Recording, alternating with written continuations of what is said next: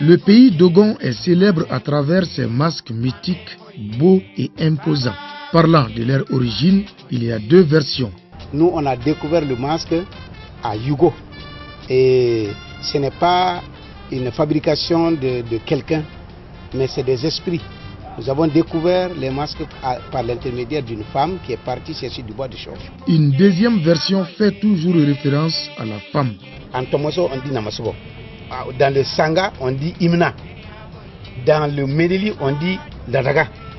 Alors tout ça là, ça a une connotation avec la femme là qui est venue avec nous. C'est notre sœur qui était la plus belle. On l'appelait la femme au-dessus des femmes. Elle s'appelait Nao. Elle était très, nous sommes venus demander, elle était très jolie. Donc cette femme a été déportée par les rasieurs. Alors on a dit, qu'est-ce qu'il faut faire? Puisqu'on ne peut pas avoir cette femme-là, il faut la représenter. Les Hogons, chefs religieux et les prêtres totémiques ne sont pas membres de la société secrète des masques à cause de leur statut spirituel particulier. Aussi, les femmes et les enfants non initiés n'ont pas le droit d'y intégrer. Vous voyez, c'est une chose qui appartient à la femme, mais c'est interdit à la femme.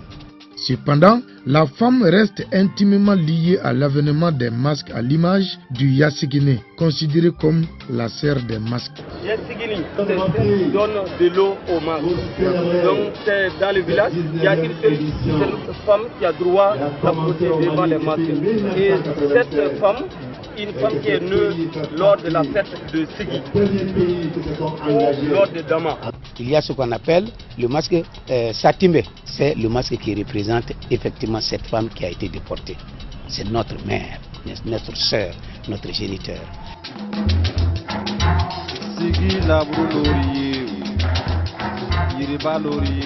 Les masques Dogon sont faits à base de fibres, d'écorce, de feuilles, de tissus ou de paille. Les différentes composantes de la société y sont représentées. L'agneau ou masque du voleur, le prêtre, le guérisseur, le chasseur, la vache ou le goitreux. Parmi les plus célèbres, on a le masque Kanaga. Il évoque les forces du ciel et de la terre pour les détenteurs du savoir. Le mot Ka, ça vient de gazelle, le masque gazelle. Le visage, ça représente les gazelles parce que les gazelles sont très belles. Les deux barres qui regardent en haut, c'est la puissance céleste. Les deux barres qui regardent en bas, c'est la puissance de la terre, la fécondité de la terre. Et la barre transversale, c'est tout ce qui se passe entre le ciel et la terre. Le grand masque qui fait parfois plus de 5 mètres de hauteur s'appelle le triga ou masque à étage. Il est taillé dans un seul tronc d'arbre.